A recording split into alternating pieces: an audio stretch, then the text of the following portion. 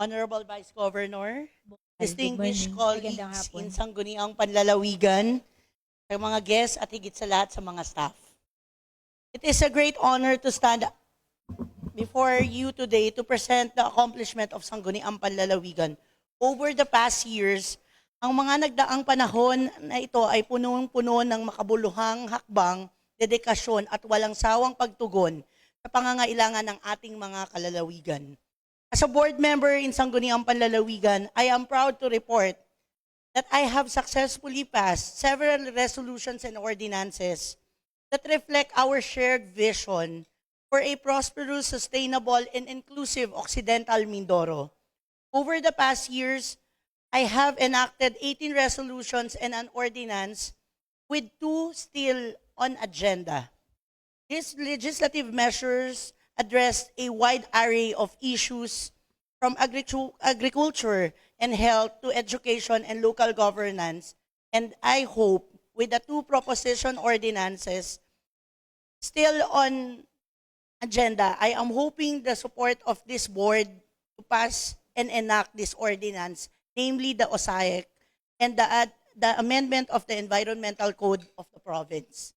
I am proposing significant and relevant resolution for the province, one of which is the resolution adopting the National Solid Waste Management Commission, Resolution number 1363,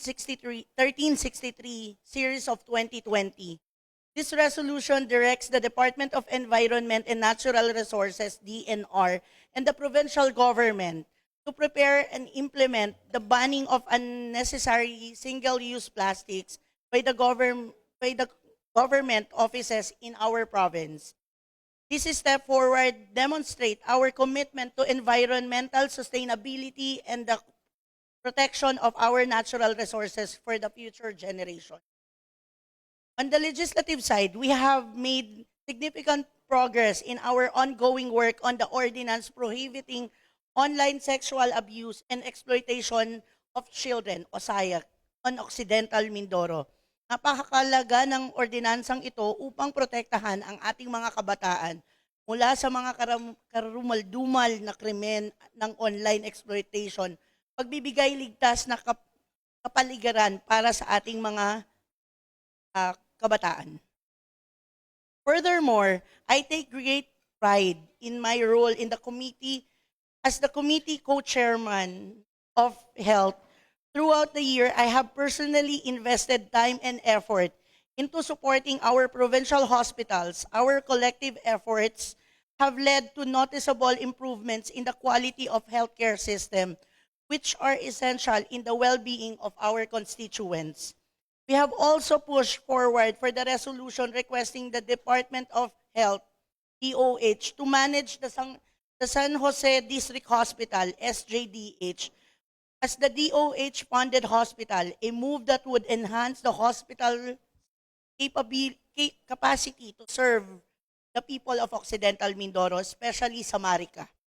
In addition to my work in health, I am also proud to have served as co-author of recent finished Gender and Development GAD Code of the province. This code is a significant step toward promoting gender equality and ensuring that both men and women have equal opportunities in our society. Moreover, I managed two GAD training seminars for our local elected officials, equipping them with the knowledge and tools implementing gender-sensitive policies in the respective areas. Habang binabalikan natin ang ating mga nagawa, puno po ng pag-asa para sa hinaharap. Our work in far from over and there is still much to be done. But with the continued support of our provincial government, the dedication of our public servants, and the active participation of our citizens, I am confident that we can overcome any challenges and achieve our shared goal.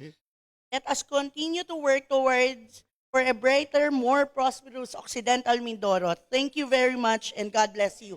P.S. To our staff, kasama niyo po ang Bukal Candy. Sa lahat ng laban, nararamdaman ko po kayo. Sa lahat ng mga pagkukulang o kakulangan natin, pero nandyan kayo, umulan, umaraw para sa amin. Kasama niyo po ako at nararamdaman ko kayo. Lahat ng laban niyo, kasama niyo ang Bukal Candy. Magandang hapon po sa lahat. Thank you, Bukal. Maraming salamat. Congratulations. Okay. Thank you. Good mother.